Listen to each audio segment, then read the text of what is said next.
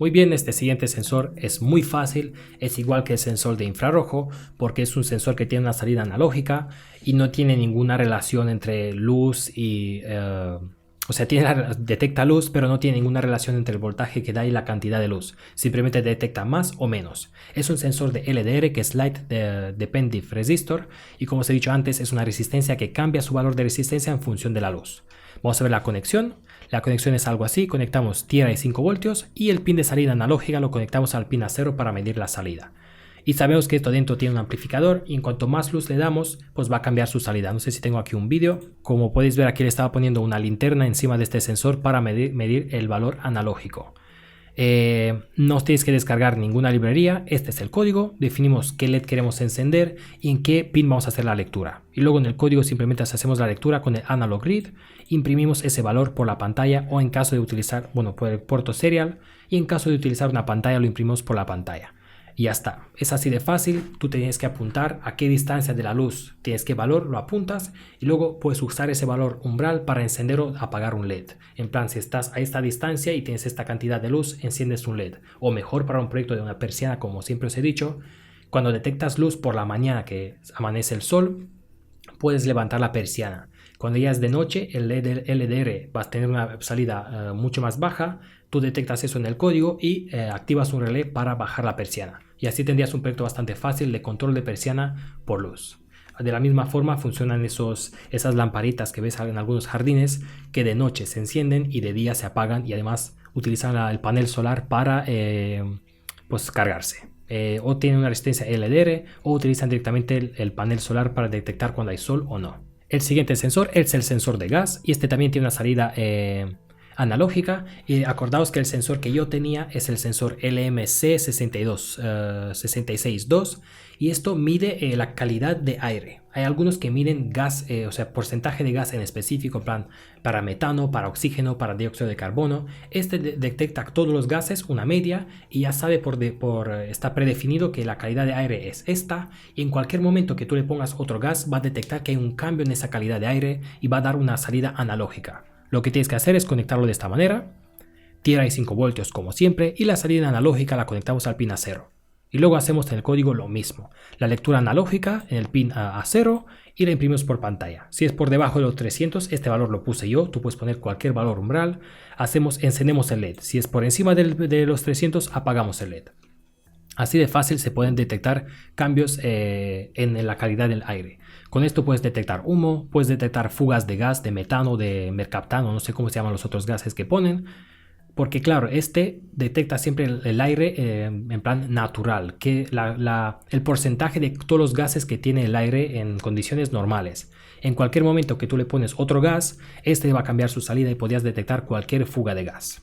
Muy bien, vamos a ver el siguiente sensor. Bien, el siguiente sensor es el BMP280 y aquí lo pongo como sensor de presión o de altitud. Obviamente este sensor no mide altitud, pero claro, con la presión, sabiendo la presión atmosférica, podría saber con precisión a qué altura estás, porque sabemos que abajo la presión es de un pascal, me parece, o de una atmósfera, y en cuanto más arriba te vas, la presión es cada vez más baja hasta que llegas al espacio donde no hay presión, es el vacío.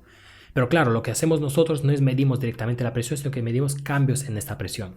Si a una altura de 1 metro tenemos la presión X y a altura de 2 metros tenemos la presión Y, hacemos la diferencia entre Y y X, tenemos la variación de presión y sabiendo cuánto varía la presión para cada metro de altitud, podemos calcular la altitud.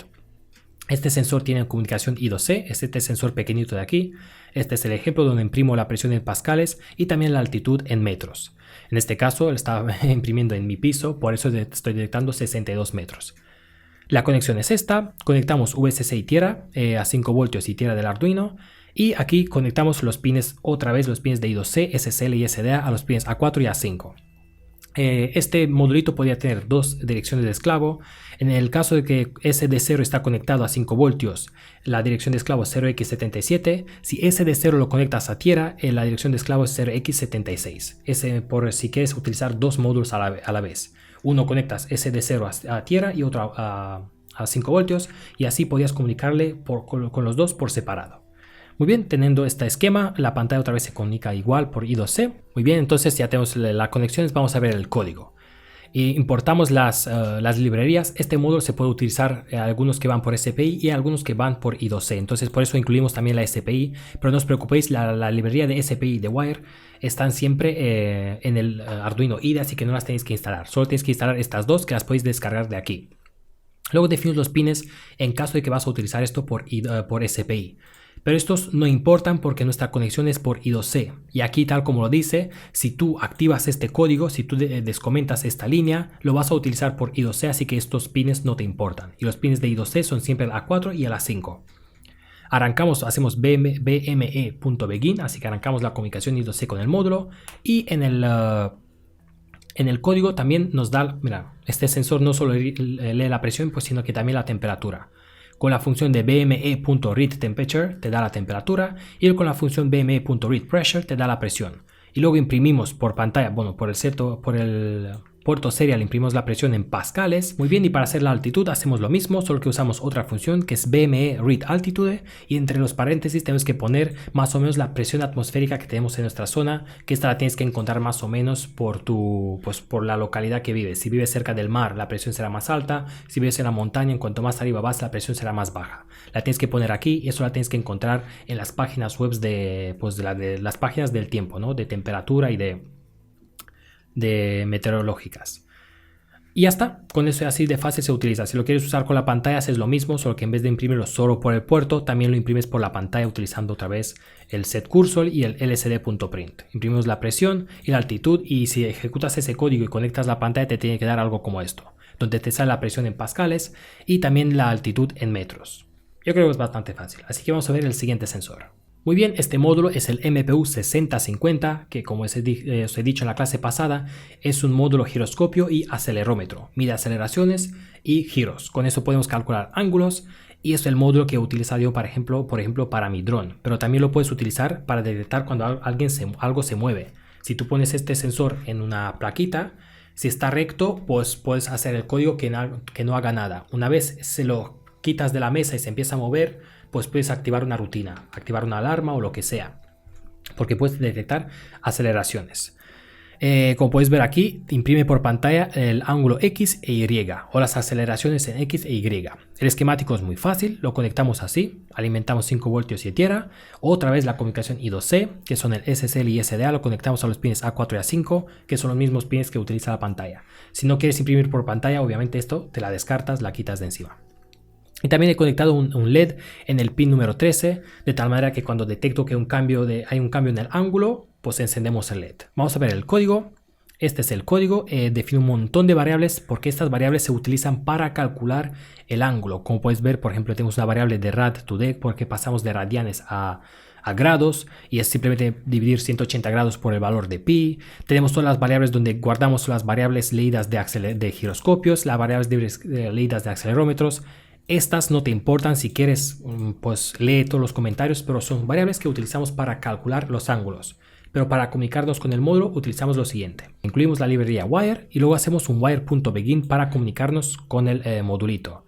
Y aquí le pasamos begin la transmisión con qué dirección de esclavo, con la 0x68, porque en el manual de este módulo del MPU 6050 tenemos que la dirección de esclavo de este módulo es 0x68. Si vas a utilizar el MPU 9265 creo que es, la dirección de esclavo seguramente será diferente. Luego escribimos un serial.write, escribimos 6b y un serial.write 00. Esto es para hacer un reset desde la placa, porque el registro 6b es el que se encarga de ese reset. Esperamos a que la transmisión sea true, o sea que la transmisión ya acabó.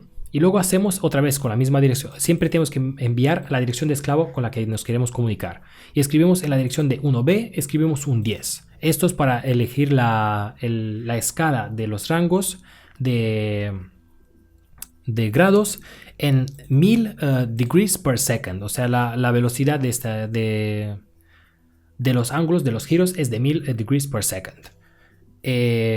Bueno, ya hemos fijado eso. Vamos a la siguiente configuración. En este caso, fijamos el registro 1C al valor 10 para elegir una escala de hasta 9 Gs para las aceleraciones. Puedes elegir la escala de 1 G, de 4 Gs y de 8 G, me parece, que es la escala completa.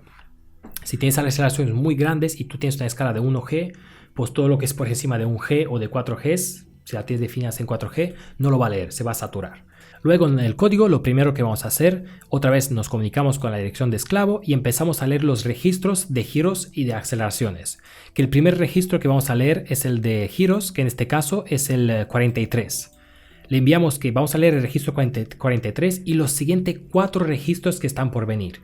¿Por qué? Pues porque los datos de giros, que son para giros de X e Y, están divididos cada eje en 2 registros. Entonces, si tú quieres leer 2 valores, vas a leer en verdad 4 registros. Y luego con estas funciones de desplazamiento de 8 bits, los vamos juntando y leemos el valor de giros de X y de giros de Y. Y luego los pasamos de giros a ángulos dividiendo por 32, que es el número que nos lo da el manual. Y también le restamos un error que lo hemos calculado antes, pero esto no es importante. Podéis sacar esta variable de error si queréis leer todo el código, porque esto se puede complicar un poquito. Y luego pasamos de ángulos, de lectura de giros a ángulos, multiplicándolo por el tiempo que ha pasado. Porque si tú has hecho 0,3 ángulos en no sé cuántos segundos, lo multiplicas por el tiempo que ha pasado, que es el elapsed time, que es el tiempo que tú lo vas contando en el código, y entonces ya tienes el ángulo que has hecho, porque tú pasas de ángulos por segundo, los multiplicas por el tiempo y pasas a ángulos, porque el valor que te da el giroscopio es de ángulos por segundo. Entonces ya tenemos el ángulo leído por giros. Hacemos lo mismo por la lectura del acelerómetro para luego aplicar un filtro.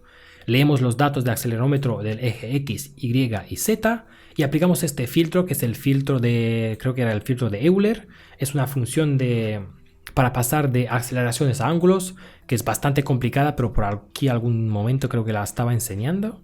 Bueno, es una función bastante complicada, pero de esta manera sacamos también los ángulos con los datos de la aceleración. Y lo que tenemos que hacer es aplicamos un filtro entre los datos de ángulos con giros y los datos de aceleración, los juntamos y así tenemos una lectura mucho más precisa. Guardamos esos ángulos en total angle X y total angle Y y luego este ángulo lo imprimimos por pantalla o por monitor de serie y ya tendríamos el ángulo. Por favor, estoy explicándolo muy rápido, pero si queréis algo más detalle, tengo otro tutorial donde explica también esas fórmulas y aquí todo el código, puedes ver, está bien comentado. Lo único que tenéis que traducirlo a español, pero con esto se entenderá mucho mejor. La idea es que este módulo te va a dar giros en grados por segundo y aceleraciones en G, y aplicando unas fórmulas matemáticas podemos pasar de ángulos por segundo a valor de ángulo real. Y esto lo puedes usar con un dron para que siempre esté estable, o para saber el ángulo de inclinación que tiene el dron o cualquier otra cosa. Espero que se entienda y ahora vamos a pasar al siguiente sensor. Uno de los sensores que os enseñé en la clase pasada era el HMC 5883L, que es un magnetómetro, y esto detecta campos magnéticos de la Tierra. Lo conectamos de esta manera, igual que el de antes. Conectamos Tierra y VSC a 5 voltios y los pines de SSL y SDA los conectamos a los pines de I2C. El código es lo mismo. Definimos la dirección de esclavo, que es en este caso CERX1E. Inicializamos el puerto de I2C con el wire.begin y otra vez hacemos lo mismo. Empezamos la dirección con la dirección de esclavo puesta antes, leemos el registro 0x, acabamos la transmisión y luego calculamos el campo magnético. Ese campo magnético, si quieres, lo puedes imprimir por pantalla para X y para Y. Y ya está. Con estos campos tú ya podrías orientarte en el espacio. Es un modulito bastante útil si lo quieres utilizar sobre todo con brújulas o con drones o cosas meteorológicas, alguna estación, para saber en qué punto, o incluso lo podías juntar con un GPS, y no solo que vas a saber la posición con GPS, sino que también hacia qué posición estás mirando, si es hacia el norte, hacia el sur o a qué grados en función de la posición donde estás en la Tierra. Vamos a ver el siguiente sensor.